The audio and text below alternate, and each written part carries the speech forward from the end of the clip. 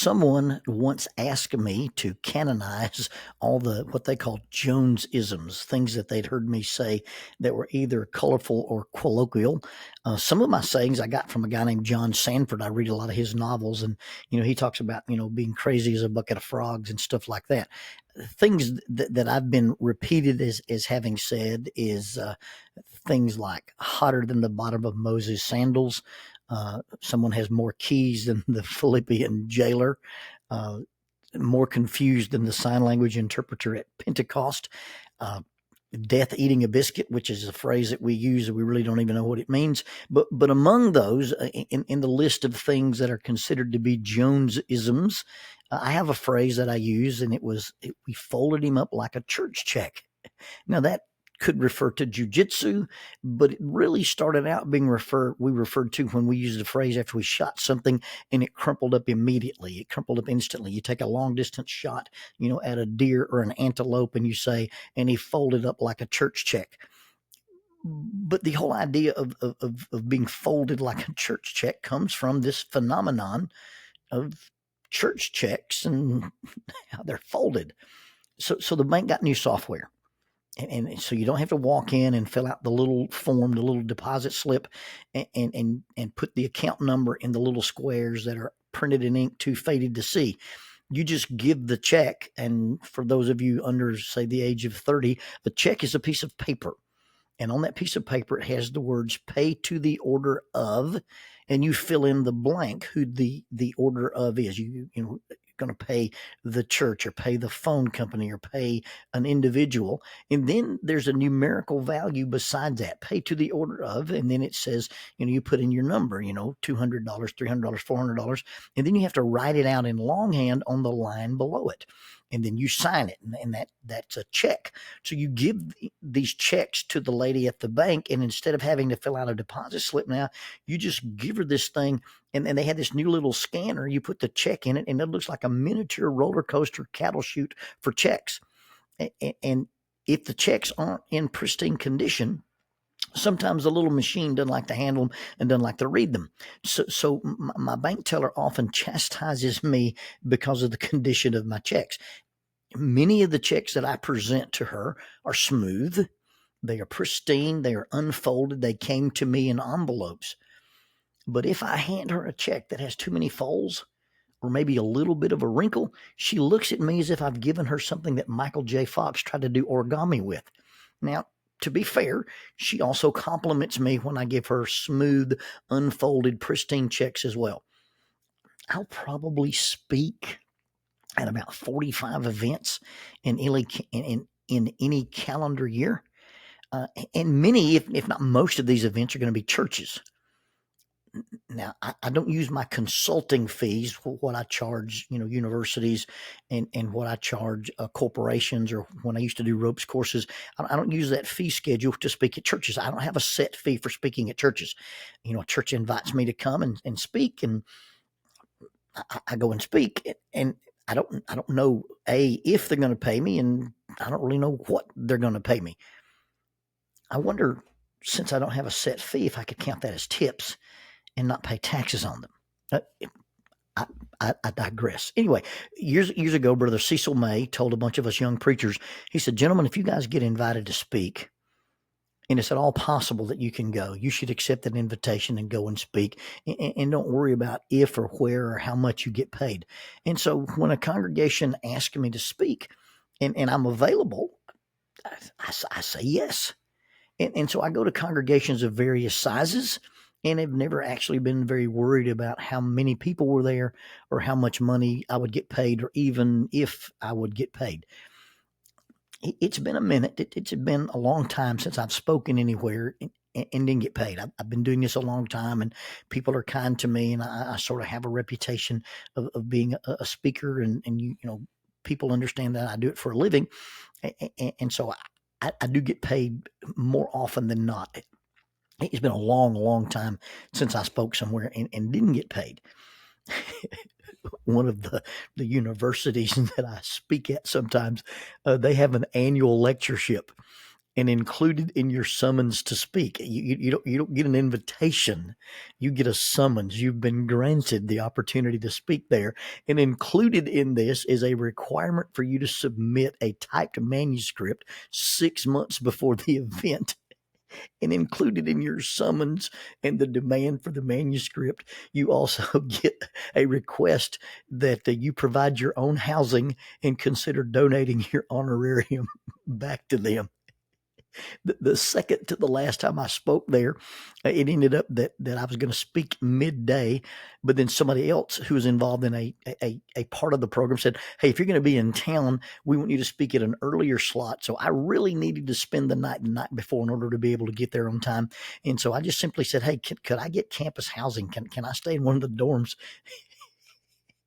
And they said, sure, you can stay on campus, but you're going to have a background check done before you can spend the night on our campus. But most places that you go to speak are well intended and they are gracious. But I have digressed yet again. I showed up at the bank the other day and I was chagrined at the condition of the check I was presenting. The little teller behind the counter took the check from my hand and she looked at me with the way that only wives, mothers-in-laws, and the eye of Sauron have the ability to stare at you with. She gave me this disapproving, disappointed, disgusted, were you raised by wolves? This is why we can't have nice things combo look. And my only defense was out of control finance deacon. That's all I could come up with. And finance deacons, the guys at church who've been given the task of balancing and organizing the books and distributing the various checks to people, well, those are the guys who have to deal with the church checks. Now, church checks can be church checks given to the church, and oftentimes the church checks that the church receives are given to them by little old ladies. And little old ladies have their super folding powers from years of crocheting and kneading homemade bread and biscuits. And those checks gets folded up in tight configurations, apparently in an attempt to literally interpret the verse, do not let your left hand know what your right hand is doing. Now, for those of you who are taking Bible verses out of context to prove that the world is flat, you should also note that the Bible describes the chillarity or the chirality with which one can make church donations. They can only be done with the right hand because the left hand should not know what the right hand is doing. And for the third time today, I have digressed. Anyway, at some point, the finance deacon got infected by this and decided that the only way they could give a check to someone else, the only way they could give a check to a visiting preacher, was in absolute secrecy, folded up so tight you'd think they dipped it in the Marianas Trench before they gave it to you. Not only are these checks folded so tightly and so small that they are classified eyes only top secret encryption, they are passed from the deacon to this guest speaker with the deftness of a clandestine handoff, like a spy in a Tom Clancy novel. I often refer to this guy as the deacon in charge of the drug deal or the deacon in charge of the dead drop. You finish speaking and you're standing in the back and you're talking to people as they exit and you're shaking hands and then you notice a guy walking at the periphery.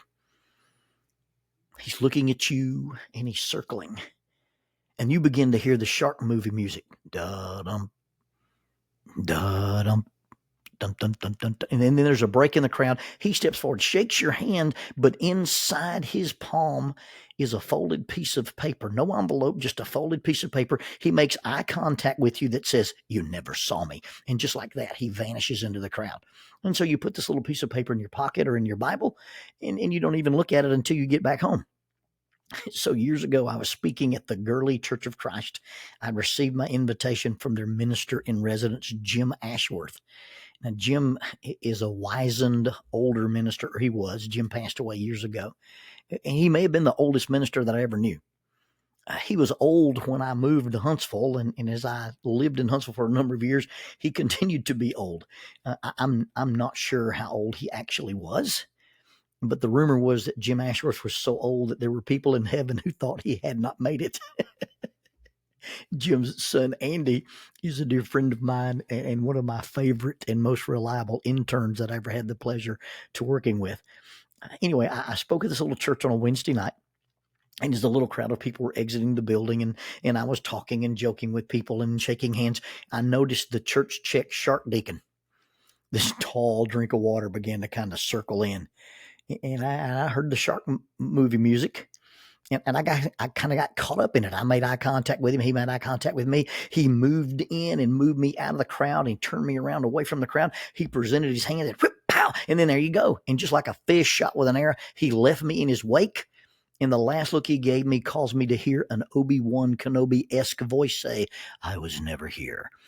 I put the folded piece of paper in my pocket, resumed shaking hands with the brethren, and eventually went home. Well, I got home. I took my keys out of my pocket. I took my wallet out of my pocket. And I took my pager off my belt. And I began to reverse Rubik's Cube this check that this guy had given me. And Jack said, "Well, how did you do?" And I really think she meant, how did my presentation go? She wasn't asking about the money. She never asked about the money. But as I unfolded this little check, I said, "Well, I did really, really good or really, really bad. I'm not sure." She goes, "What do you mean?" I said, "Well, I either did so good that they were overwhelmed, or I did so bad that they were embarrassed, because what they gave me was a blank check. Yeah, it says pay to the order of Lonnie Jones, but there is no amount specified. I have been given a blank check from this little church." Well, Jackie laughed and said, "Well, do you think we should pay off the car or pay off the house?" I said, "Good point. I'll ask Jim Ashworth in the morning." So I waited. The next day, I gave Jim time to get to his office, and I gave him a call, and I said, "Brother Jim, I'd like to thank you for letting me speak the other night." And he said, "Oh, we were so glad to have you." And I said, "I need to ask you a question about this check." He goes, "Oh, is there a problem?" And I said, "Yeah." I said, it's blank. And my wife is wondering, since you gave us a blank check, if we should pay off the house or pay off the car." And this wise old saint, in his deep wisdom, calmly said, "Well, Brother Lonnie, if you really believe it's a blank check, you pay them both. If you really believe it's a blank check, if you really believe the amount is to be filled in to fit your need, if you really believe you have a blank check, then you don't have to ask how much you get to spend." You see, when they fill it in, when they put the numbers there and they spell those numbers out, you don't have to ask how much you can spend. You know that's been designated. But a real blank check, the amount is up to your imagination. How much can I spend? Well, how many zeros and commas can you actually make? God has given us a blank check. First and foremost, this is not about cheap grace. It is about immeasurable grace. God gave us a blank check, not the freedom to do, but the freedom from the things we've done. And the blank check covers it all. It covers grace and mercy and peace and blessings, and it covers sin. It's not a debit account that we draw from, but it is an account that allows us to be debt or debit free. Free from sin, free from law, free from death, free from worry, free from doubt, free from fear. And this check is written in blood. And there's an assurance that this check is authentic. And it's actually found in the folding. Now, it's not folded like a church check, and it's not even a real check. It's not a thing you can touch or handle.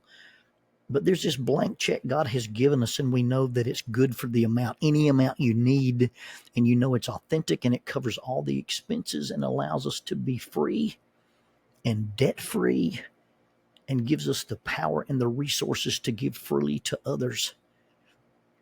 The amount is not specified because the amount is immeasurable. But the authenticity of the check, the guarantee of the check, is not found in the folding or the unfolding of the check. You find the guarantee, you find that the funds are there because they found some grave clothes. In an empty tomb, they found some grave clothes. And those clothes were folded.